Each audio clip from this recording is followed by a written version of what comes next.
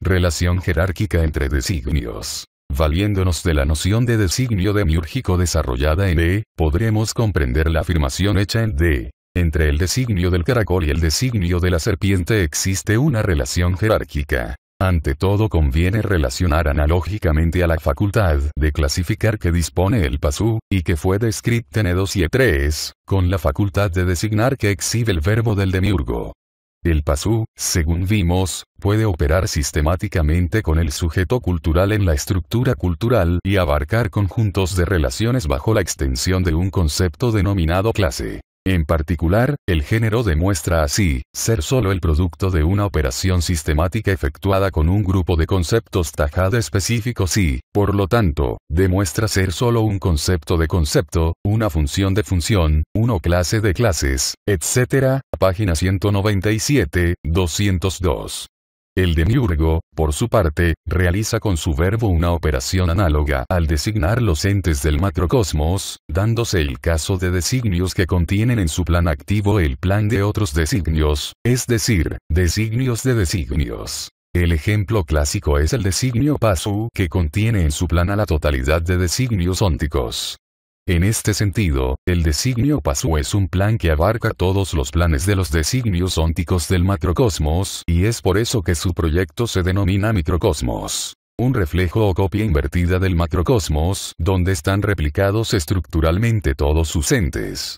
En el designio pasú todos los restantes designios están ordenados jerárquicamente según su función específica y estructural. El designio pasú es, así, un designio de designios, un plan de planes. Un microcosmos que contiene íntegramente al plan del macrocosmos. Aparte del designio pasú, que es el plan activo de máxima extensión que el demiurgo ha concebido, existen incontables designios de designios. En particular cabe destacar, como ejemplo fundamental, la relación jerárquica que guardan entre sí los designios del caracol y de la serpiente. El designio del caracol es un designio de designio cuyo plan abarca al plan del designio de la serpiente, tal como se muestra en la figura 52, b. Vemos allí que solo un conjunto de matrices arquetípicas, de la serie total de fases formativas del designio caracol, constituye el plan del designio serpiente. Este designio está claramente contenido en el designio caracol, el cual lo abarca dentro de su plan. Pero el hecho de haber tomado como ejemplo a estos dos designios particulares no carece de significado. La sabiduría hiperbórea, en efecto, afirma que el designio caracol, y el designio serpiente que le está subordinado, ocupa una posición sobresaliente dentro del designio pasú porque en tal designio subyace el principio conformador del movimiento energético de cualquier naturaleza que éste sea. ¿Qué quiere decir esto? Respuesta. Que el movimiento de la energía siempre sigue una ley formal cuya descripción corresponde con alguna matriz arquetípica del designio caracol.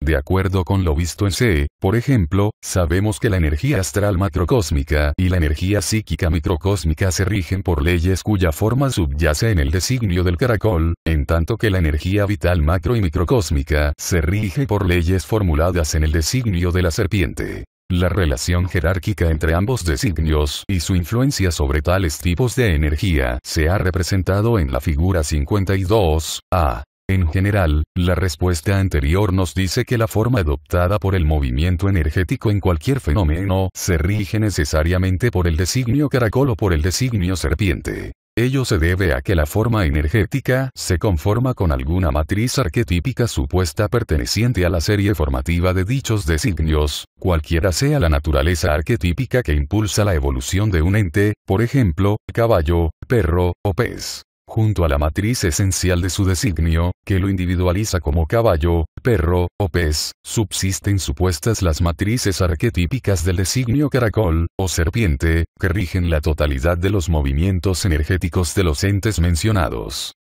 A las matrices arquetípicas del designio caracol que determinan la forma del movimiento energético, psíquico o vital, calórico, eléctrico, químico, hidráulico, mecánico, etc., la sabiduría hiperbórea las denomina matrices funcionales.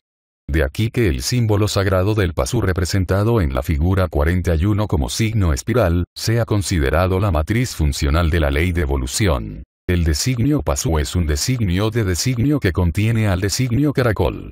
Esto quiere decir que en todo ente orgánico de la fisiología microcósmica, donde tenga lugar un movimiento energético de cualquier naturaleza, está supuesta alguna matriz funcional con la cual se conforma la variación del fenómeno.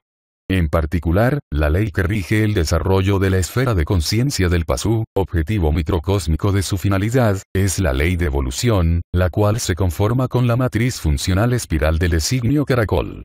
Un pasú específico que evoluciona de acuerdo al impulso del arquetipo Manu, es decir, un microcosmos potencial, se individualiza por la acción de la matriz esencial del designio pasú supuesta en el ente microcósmico, a cuya naturaleza humana termina y da forma particular. La matriz esencial del pasú es, así, un plan individual para realizar la evolución completa del microcosmos. Y, dentro del plan en que consiste la matriz esencial, el puesto extremo está ocupado por la esfera de conciencia, por ser su evolución el objetivo microcósmico de la finalidad del pasú. Resulta, así, que la esfera de conciencia, por ser energética, evoluciona, se mueve, de acuerdo a la ley espiriforme de la matriz funcional y, por ocupar tal esfera un puesto extremo en la matriz esencial del designio pasú, resulta asimismo que el símbolo espiral ha de ocupar un puesto central en la esfera de conciencia, en lugar de un centro de referencia de sí mismo.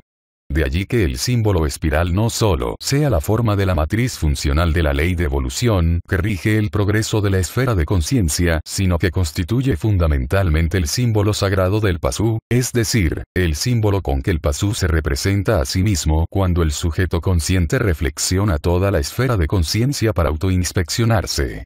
Pero semejante reflexión, y su expresión conceptual equivalente, significa el concepto de energía, lo que no puede ser de otro modo puesto que el símbolo espiral, producto de tal reflexión, es la forma de la matriz funcional que rige el movimiento evolutivo de la energía de cualquier naturaleza. Esto ya fue adelantado en el artículo C, esquema de sí mismo y energía psíquica, de la primera parte. Este concepto es el de energía, al que se pretende derivar de otros entes, por desconocerse cuál es el verdadero esquema del que procede.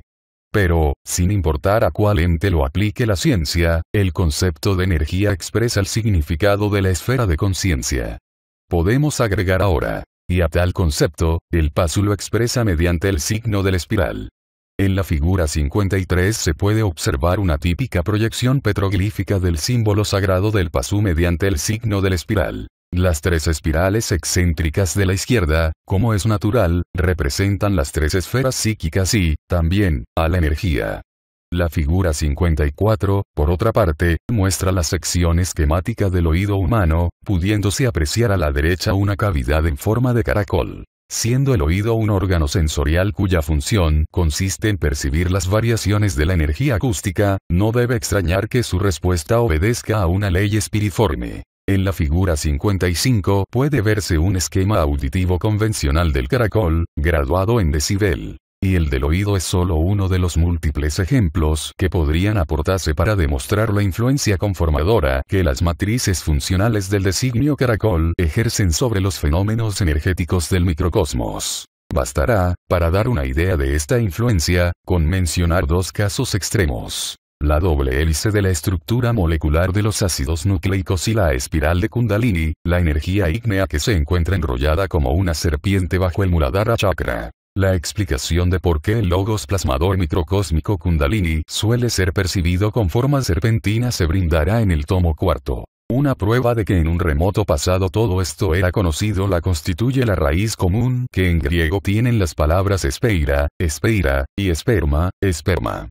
Espeira, en efecto, quiere decir espiral, curva de una serpiente, mientras que esperma significa semilla, simiente, germen, etc. Vemos, así, que en la antigüedad existía un vínculo entre los conceptos de germen y espiral, lo cual está muy cerca del concepto de la sabiduría hiperbórea, que afirma que el proceso con que se desarrolla un germen sigue una ley en espiral, contenida en el designio serpiente.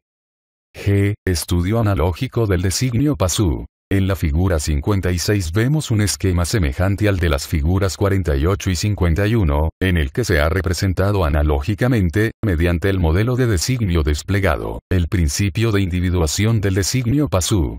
A la naturaleza humana, que el arquetipo Manu otorga al microcosmos potencial, pone término individual la matriz esencial supuesta por el logos demiúrgico. Existe, así, el pasú, el animal hombre que progresa evolutivamente hacia la entelequia manu o microcosmos actual. A cada lado de la matriz esencial se observan las matrices virtuales consecutivas que determinan las cualidades accidentales del pasú individual y su destino real. Ahora bien, sabemos que la finalidad del pasú apunta a alcanzar la entelequia manu y que para ello, en el plan activo del designio pasú, se propone un objetivo microcósmico: desarrollar la esfera de conciencia hasta conseguir la autonomía óntica. Puede afirmarse pues, que el progreso evolutivo del pasú se mide en todo momento en relación al grado de desarrollo logrado por su esfera de conciencia. Con otras palabras, los grados sucesivos de progreso que va alcanzando el pasú en su evolución son expresión directa de los grados de desarrollo de su esfera de conciencia. Pero, por una parte, ocurre que el progreso evolutivo sigue una ley espiriforme análoga a la curva helicoidal helix de la figura 56, que va del arquetipo manu al ente humano y que representa el impulso dado a su naturaleza específica por el ser universal. Y, por otra parte, sucede que la historia del microcosmos, cuya línea subjetiva constituye la conciencia del pasú, es el esquema de sí mismo o esfera de conciencia. La historia del microcosmos es, así, un esquema en permanente construcción al que denominamos esfera de conciencia, página 64.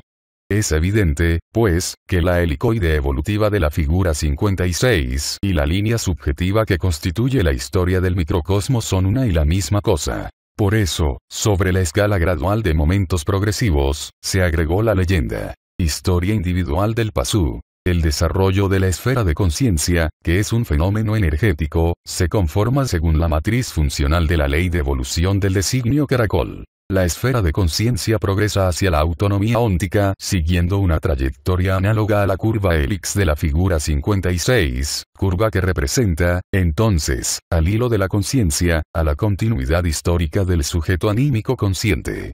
Este proceso evolutivo de la esfera de conciencia, de acuerdo con lo visto, es vivenciado por el pasú con un símbolo sagrado que se expresa como signo espiral. El símbolo sagrado del pasú emerge a la conciencia cuando éste efectúa una reflexión sobre sí mismo, cuando aprehende al esquema de sí mismo, es decir, cuando el sujeto consciente piensa la esfera de conciencia como objeto de su pensar. Entonces ve al símbolo sagrado de sí mismo, a la espiral continua de su propia historia. Tal reflexión puede interpretarse análogamente en la figura 56, imaginando que miramos desde el pasú, es decir, desde la esfera central más oscura, hacia el plano arquetípico, en forma paralela al eje del tiempo trascendente, TT. Si el hilo de la conciencia, la historia del microcosmos, es un proceso continuo que va del pasú al arquetipo, simbolizado en la figura por la curva helix que veríamos al mirar del modo indicado. Respuesta: una espiral plana, vale decir, el símbolo sagrado del pasú, la expresión de sí mismo. Semejante visión está representada en un recuadro aparte, bajo el título tapasigno del registro óntico, y es idéntica a la figura 41. En este ejemplo cabe destacar que, por girar helicoidalmente en torno al eje del tiempo trascendente, cada punto de la curva, es decir, cada momento de la conciencia, es perpendicular a dicho eje o, lo que es lo mismo, en cada instante la conciencia es transversal al tiempo trascendente. Y tal hecho corresponde analógicamente con la realidad puesto que la conciencia del pasú es tiempo inmanente, una especie temporal propia de la esfera de conciencia, del interior del microcosmos óntico, que fluye transversalmente al sentido del tiempo trascendente del macrocosmos.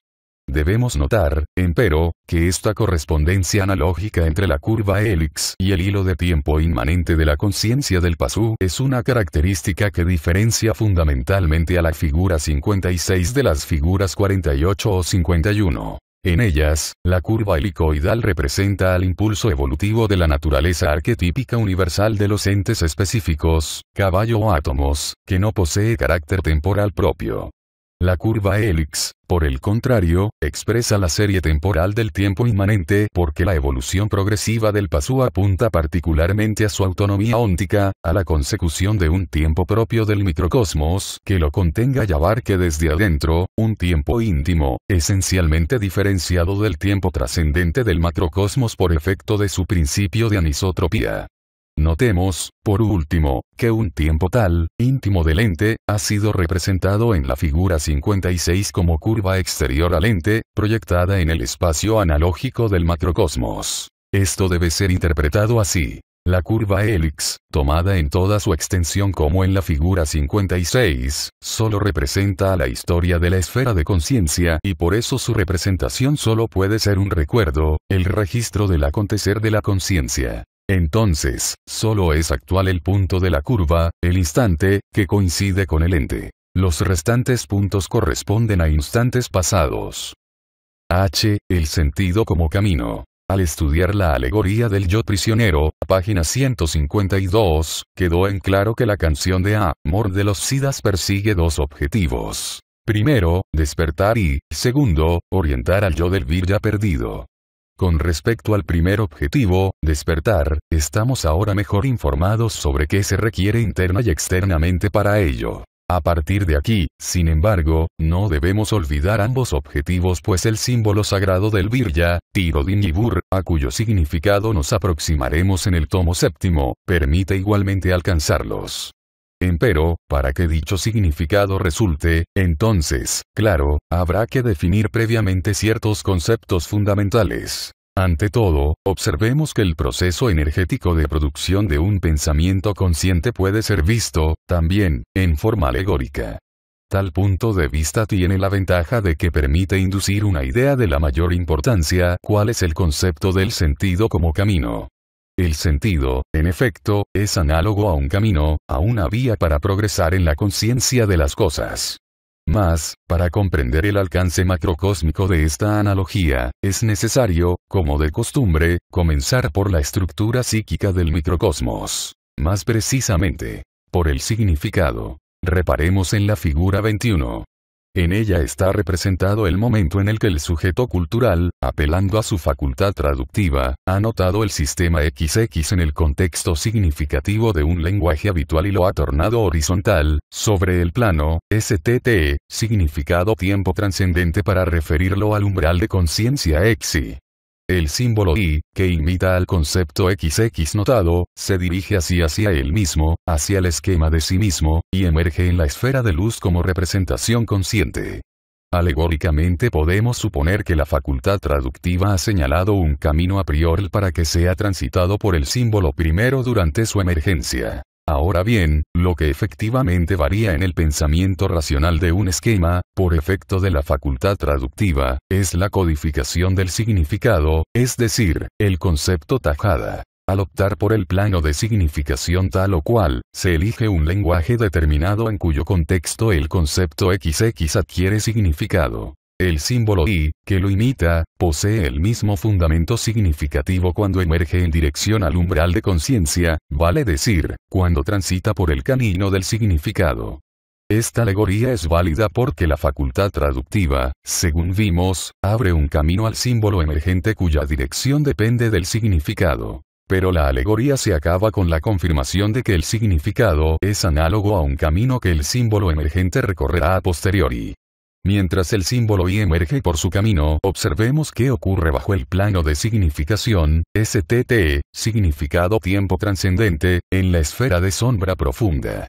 De acuerdo con lo visto en el comentario 10º, página 207, sabemos que bajo el plano de significación horizontal del lenguaje habitual, empleado por la facultad traductiva del sujeto cultural para notar un sistema XX, existen potencialmente múltiples planos de significación sobre los que se expanden sendos lenguajes virtuales.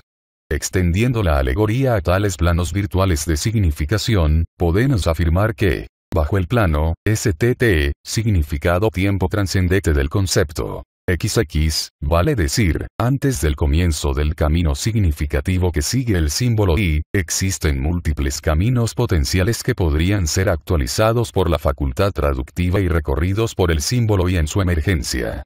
El camino del significado, que sigue I para emerger a la conciencia, es solo uno entre muchos posibles. Un camino que empieza en la frontera entre el inconsciente profundo, A, B, y el inconsciente superficial, C, y que concluye en el umbral de conciencia Psi, o sea, un camino que va de la inconsciencia a la conciencia. Pero antes del comienzo de tal camino, en la región A, B, del inconsciente profundo, existen múltiples caminos que se conectan, en el núcleo axial de connotación, con este camino principal elegido por la facultad traductiva para que sea recorrido por I como imagen alegórica. Puede suponerse que el comienzo del camino principal, seguido por I, es un nudo vial en el que convergen y se unen los extremos de una pluralidad de caminos secundarios. Esta imagen alegórica total, del camino principal unido en un nudo con los restantes caminos significativos posibles, era perfectamente válida para el Pasú.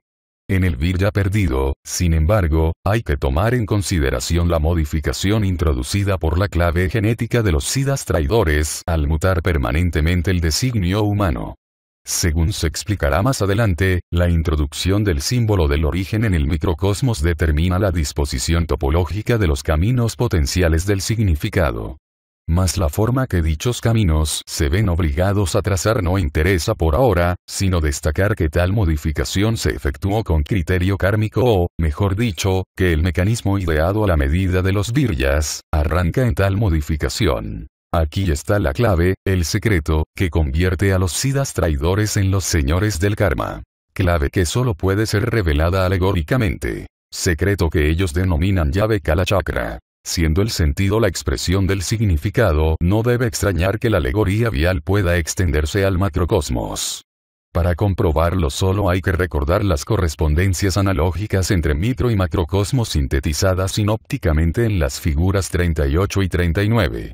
Sabemos, en efecto, que el primer sentido puesto en los entes es el que expresa el Pasú exteriormente al proyectar objetos culturales. El sentido de tales objetos se encuentra dirigido, por el dolor humano, hacia el umbral del sentido, al que atraviesan para emerger en la conciencia del demiurgo. Este trayecto es, evidentemente, también análogo a un camino y podría ya hablarse de un camino del sentido, es decir, de una ruta seguida por el sentido al transformar al ente inconsciente en objeto cultural consciente, en idea macrocósmica distinta y clara. Sin embargo, con todo lo sugestiva que parezca, no estamos aquí frente a una correspondencia estricta sino ante una mera aproximación, ante una analogía de grado menor. Lo entenderemos si recordamos que la emergencia de un símbolo y en el microcosmos, figura 39, no es simplemente análoga a la emergencia de un objeto cultural en el macrocosmos sino a la de un hecho cultural, es decir, es análoga a la emergencia de una superestructura de objetos culturales y hombres. El camino del significado, seguido por I en el microcosmos, es pues análogo al camino del sentido seguido por un hecho cultural al tornarse consciente para el demiurgo. Naturalmente, la coexistencia en el mundo astral profundo de múltiples espacios de significación potenciales, permite afirmar análogamente que el camino del sentido comienza en un nudo vial donde se juntan los extremos de otras tantas rutas provenientes del sentido potencial que podría tomar el contexto habitual del mundo exterior. Contexto del macrocosmos que sostiene y da sentido al propio microcosmos, en una suerte de feedback significado sentido micro-macrocósmico. Y nos encontramos otra vez en pleno terreno del terrible secreto de Maya. Finalmente, la alegoría del significado como camino será más exacta si la comprendemos desde el punto de vista de la potencia y el acto. Tal como vimos en la primera parte, y tal como fue demostrado con mayor detalle en el artículo C, la energía psíquica, EP, que activa todo símbolo emergente y es un producto de la potencia activa, W, de las relaciones de la estructura cultural. Esto quiere decir que la energía psíquica es un acto de la potencia, W, y que, por consiguiente, el significado también lo es. Vale decir, el significado solo puede ser actual. Un significado potencial no significa nada. Lo mismo puede decirse del camino que éste transita. Un camino solo puede ser actual, solo puede existir si es caminado. Como dijera el poeta Machado, no hay camino, se hace camino al andar. ¿Cómo es, entonces, que hemos hablado de caminos potenciales, caminos que podría tomar el símbolo y en su emergencia si fuesen actualizados por la facultad traductiva? Respuesta. Porque el concepto de caminos potenciales es imprescindible para explicar la alegoría del significado como camino, aunque al emplearlo estamos, en verdad, otorgando significado a algo que solo es concebible como posibilidad.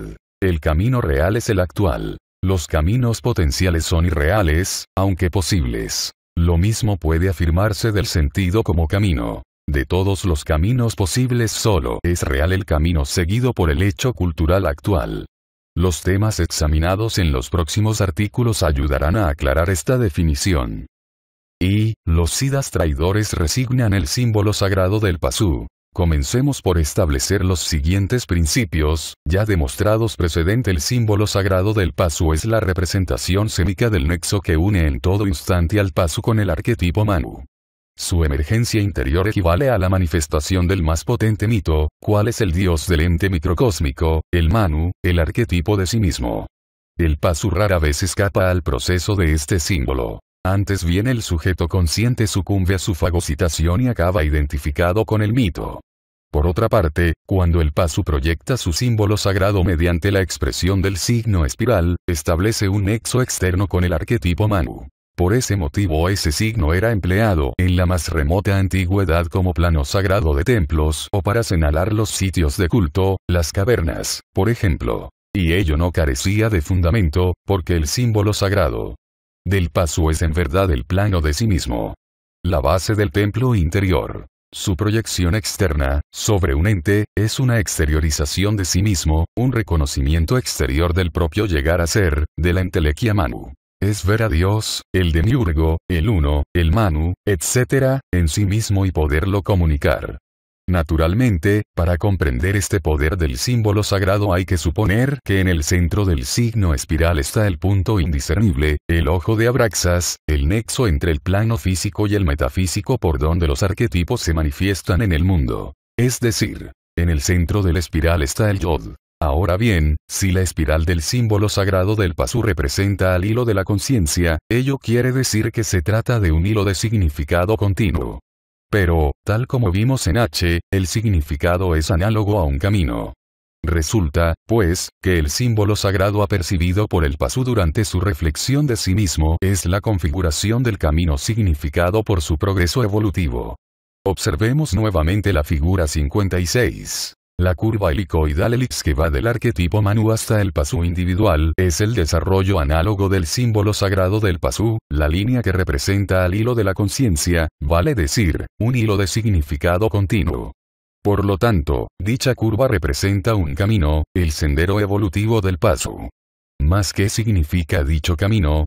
Respuesta. Que para el pasu, definido como un ente evolutivo a cuya naturaleza humana universal o ser en sí del arquetipo Manu pone término individual la matriz esencial del designio pasu, no existe ninguna posibilidad de extravío objetivo. El camino hacia la concreción de su finalidad está determinado teológicamente por la entelequia Manu, que subsiste en sí mismo como ser en sí del pasu, siendo imposible que éste pueda apartarse en algún momento del proceso evolutivo de su propio ser.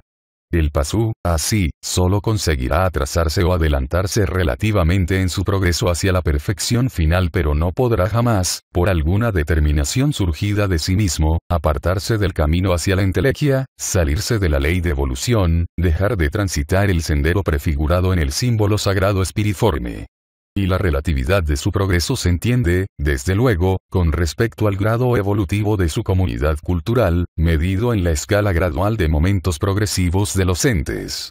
Para el pasu, en fin, solo cabe el progreso, lento o rápido, hacia la entelequia transitando por el sendero de la evolución, sin que exista ninguna posibilidad de extravío objetivo. El impulso del arquetipo Manu, conformado por la matriz funcional de la ley de evolución, es una fuerza ontológica imposible de evitar desde lo óntico. Como el tren que puede o no llegar a horario a su última estación, pero que no puede jamás apartarse del camino fijo que conduce directamente a ella, así el pasu está obligado, por la determinación ontológica del arquetipo Manu, a moverse y progresar hacia su finalidad, a la cual alcanzará más tarde o más temprano, siguiendo una ruta fija, un camino prefigurado en el símbolo sagrado del pasu y figurado en el signo espiral. Esta respuesta se entenderá mejor si consideramos al sujeto anímico como el sujeto evolutivo del pasu, es decir, el sujeto del cambio progresivo hacia la entelequia Manu, aquella parte del alma que experimenta y exhibe la evolución progresiva.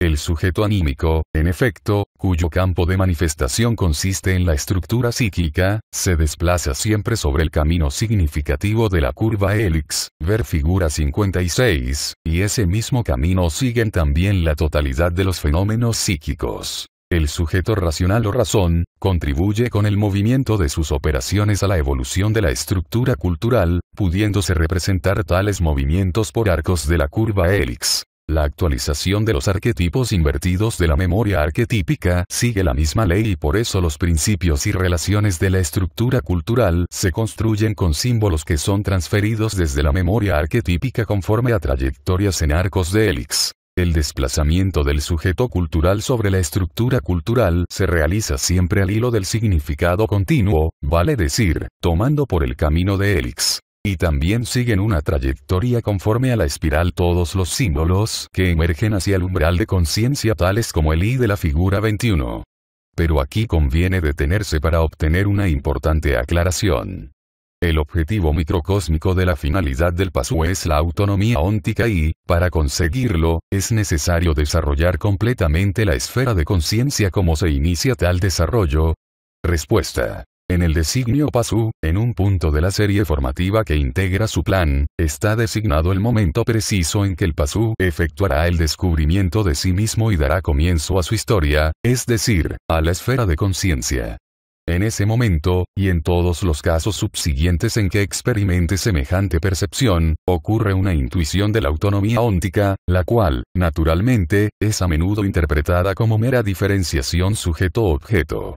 La posibilidad de autonomía óntica causa una impresión altamente conmocionante que es interpretada por la razón como esquema del designio propio y traducida por el sujeto cultural como el símbolo cuya emergencia da lugar a la formación de la esfera de conciencia. El símbolo de la autonomía óntica es el primero en emerger con energía transversal. Pero esa emergencia primordial no se efectúa en el tiempo inmanente, pues el sujeto consciente aún no existe, sino que es el mismo sujeto quien, por causa de la primera intención conmocionada, se dirige hacia una zona superior de la psique y allí coloca al siméolo como centro de referencia de sí mismo. A partir de este símbolo se estructura luego el esquema de sí mismo o historia del microcosmos, página 124.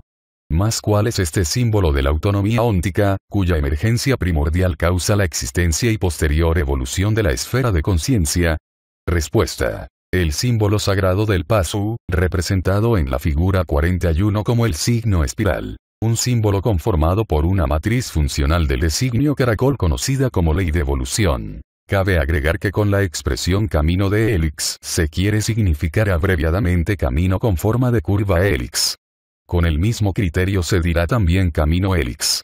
Ambas expresiones, camino de hélix y camino hélix se emplearán indistintamente en adelante, siendo su significado el ya explicado. Comprendemos ahora, mejor, por qué la apercepción que el PASU efectúa de sí mismo corresponde al símbolo sagrado espiriforme. Porque tal símbolo constituye el fundamento de la esfera de conciencia, el centro de referencia de todo símbolo emergente en torno al cual se construye el esquema de sí mismo. Y todo símbolo emergente, necesariamente, sigue el camino de hélix que conduce y culmina en dicho centro de referencia. El sujeto consciente, entonces, se desplaza también sobre el camino de hélix. Y esto no podía ser de otra manera, puesto que el sujeto racional, el sujeto cultural, y el sujeto consciente, son manifestaciones de un mismo sujeto anímico en distintas estructuras, a las cuales accede sin perder su continuidad esencial, desplazándose por el camino de hélix. Analógicamente, la situación del sujeto consciente, la expresión más evolucionada del sujeto anímico del PASU, puede determinarse como sigue. El sujeto consciente se halla situado sobre el camino de hélix, en un sector extremo del mismo radicado en la profundidad del ente. Se puede, pues, observar en dos direcciones, aunque su mirada se encuentra habitualmente dirigida hacia el umbral de conciencia, como sujeto en presente extensivo, S, P, E, sujeto en presente expresivo, ver figura 25. Como S, P, E, el sujeto consciente mira en la dirección del arquetipo Manu, ubicado en el origen del camino de hélix.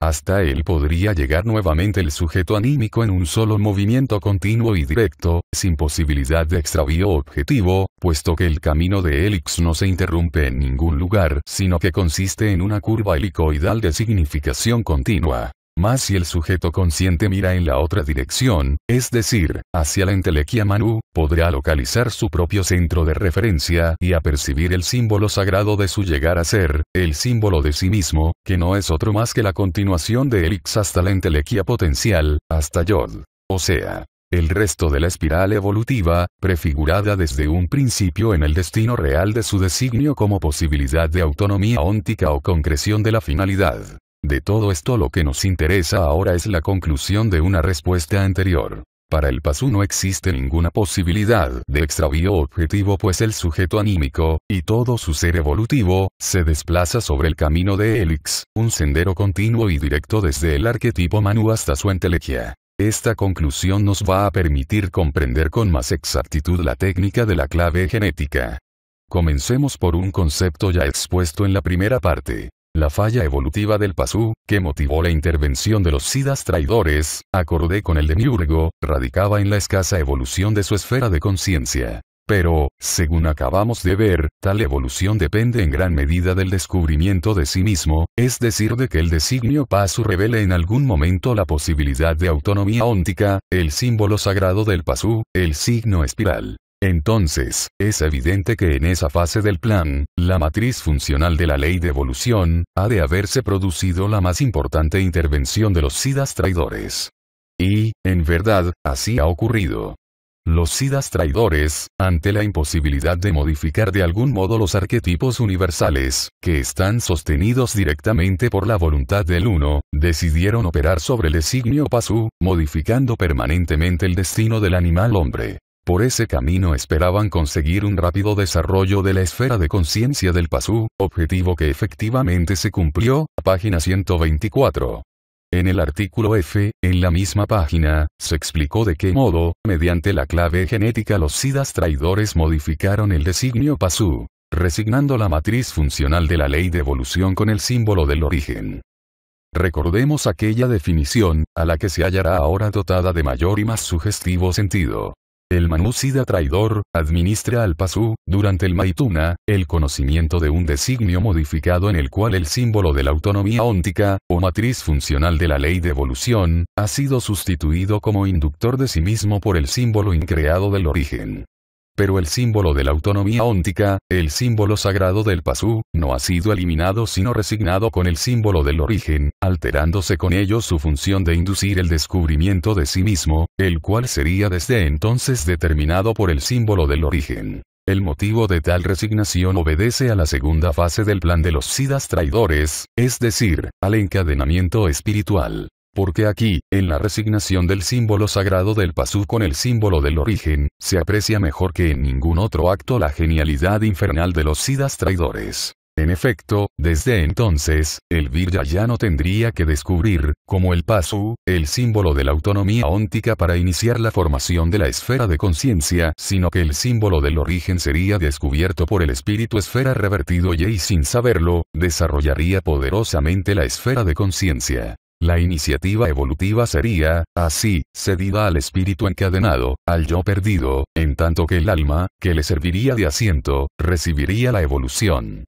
Y el hombre semidivino, el Virya, habría de exhibir la permanente dualidad del alma y el espíritu. Finalmente, cabe agregar que el símbolo del origen, al reflejar el yo infinito, señala el comienzo de la historia del microcosmos o conciencia. El esquema de sí mismo se estructura, entonces, en torno al símbolo del origen. Pero, al emerger el símbolo del origen, lo hace transversalmente, transportado por el sujeto consciente que así se manifiesta por primera vez. Y, como el símbolo del origen refleja al yo infinito y manifiesta un yo en el Virya, se entiende que desde un primer momento el sujeto consciente y el yo se encuentran identificados, confundidos profundamente. Mas la confusión entre lo anímico y lo espiritual es una condición necesaria en el plan de los Siddhas traidores, para que el espíritu impulse la evolución del alma. Página 124. Con la resignación del símbolo sagrado del Pasú por el símbolo del origen, se concreta el encadenamiento espiritual y el Pasú se convierte en Virya. Aparece, entonces, un yo, reflejo del espíritu eterno, identificado con el sujeto consciente y sumido en su temporalidad inmanente. Y este yo, al que se utiliza para desarrollar la esfera de conciencia, no consigue jamás descubrir el engaño. No logra salir de su confusión con el sujeto consciente y, lo que es peor, no logra vislumbrar ni su pasado ni su futuro evolutivo, posibilidad que era fácilmente accesible para el Pasú con solo recorrer el camino continuo y directo de Helix. ¿Cómo se ha producido este extraordinario resultado? ¿Qué ha cambiado en el símbolo sagrado del Pasú con su resignación para que el yo permanezca prisionero, sin saberlo, del sujeto consciente? Respuesta. Ha aparecido la posibilidad del extravío objetivo. En efecto, el sujeto consciente del Pasú podía desplazarse en forma continua y directa por el camino de Helix y regresar hacia el arquetipo Manu o anticiparse hacia su entelequia. Pero esta posibilidad ha desaparecido definitivamente para el Virya. Su yo estará siempre perdido, extraviado objetivamente en el camino del significado continuo. Esta respuesta será entendida correctamente solo si no se olvida que el yo perdido, aunque se encuentre habitualmente subsumido en el sujeto consciente, jamás pierde por ello su propia identidad esencial. El yo perdido es una manifestación indirecta del espíritu eterno y, por lo tanto, algo esencialmente diferente del sujeto anímico, del alma evolucionante cuya esencia consiste en tiempo inmanente. Por el contrario, el yo en estado despierto, es decir, no hipostasiado, es esencialmente atemporal. Su temporalidad corriente proviene de la identificación subjetiva con el tiempo inmanente del sujeto consciente. Y es este yo perdido, contaminado de tiempo inmanente, quien sustituye al sujeto consciente en la iniciativa evolutiva y desarrolla poderosamente la esfera de conciencia. Así ocurre porque la esencia del yo es la voluntad, en tanto que la esencia del sujeto consciente es el tiempo inmanente. La voluntad del yo se impone al sujeto consciente y toma su control, pero queda con ese acto irremediablemente temporalizado. Sin embargo, tal como se ve, el yo perdido permanece siempre subsumido en el sujeto consciente, pero sin perder su esencia volitiva. Es el yo perdido quien padece el extravío objetivo mencionado en la respuesta anterior. El sujeto consciente, en cambio, jamás pierde su posibilidad de orientarse hacia el arquetipo Manu tomando por el camino de Helix. Para el sujeto consciente del Virya, lo mismo que para el Pasú, no existe la posibilidad del extravío objetivo. Pero ¿cómo puede estar el yo perdido, un yo sumido en el sujeto consciente, extraviado objetivamente? Sí. Para el sujeto consciente no existe la posibilidad del extravío objetivo, si siempre puede remontar el camino de Helix en ambos sentidos. Respuesta. Es evidente que ello solo puede ocurrir porque el yo perdido no circula por el mismo camino que el sujeto consciente, es decir, por el camino de Helix, sino por un camino paralelo, en el cual se cumple la condición del extravío objetivo.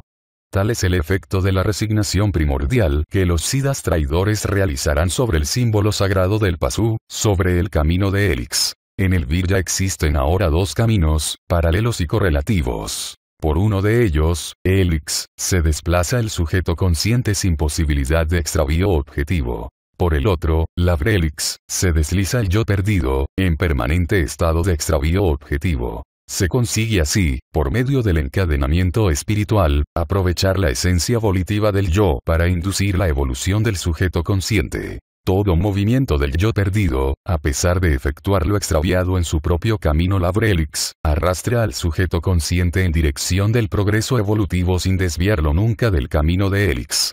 Y vale la pena repetirlo. Todo movimiento del yo perdido es aprovechado para favorecer la evolución del sujeto consciente. El símbolo del origen, plasmado en la memoria de la sangre del Virya por efecto de la clave genética, debe ser sostenido universalmente para que subsista y se transmita como carácter hereditario. Con otras palabras, el símbolo del origen debe participar de un soporte universal, de modo semejante a como todo símbolo participa de los arquetipos universales y recibe de estos su soporte. Pero el símbolo del origen no es de esencia arquetípica sino rúnica. El símbolo del origen, en tanto que runa, es un símbolo increado, es decir, no creado por el demiurgo. No existe, pues, en el plano arquetípico, ningún arquetipo que corresponda y pueda conformar a las runas porque éstas, entre otras diferencias esenciales con cualquier símbolo arquetípico, son por ejemplo infinitas. ¿Cómo, entonces, consigue la clave genética el extraordinario efecto de que el símbolo del origen sea sostenido universalmente en el plano físico manteniéndose permanentemente sobre el símbolo sagrado del Pasú para su resignación? La respuesta a esta pregunta constituye el secreto mejor guardado por los siddhas traidores, pues su revelación significa el conocimiento de un monstruoso mecanismo denominado Sistema Real Kalachakra. Para dar una idea de sus enormes dimensiones, baste saber que incluye a la Tierra y al Sol en su función operativa. Sin embargo, pese a las dificultades que supone la explicación de tal construcción extraterrestre, la respuesta será ofrecida en los tomos sexto y séptimo, pues su conocimiento es imprescindible para concretar la liberación del encadenamiento espiritual.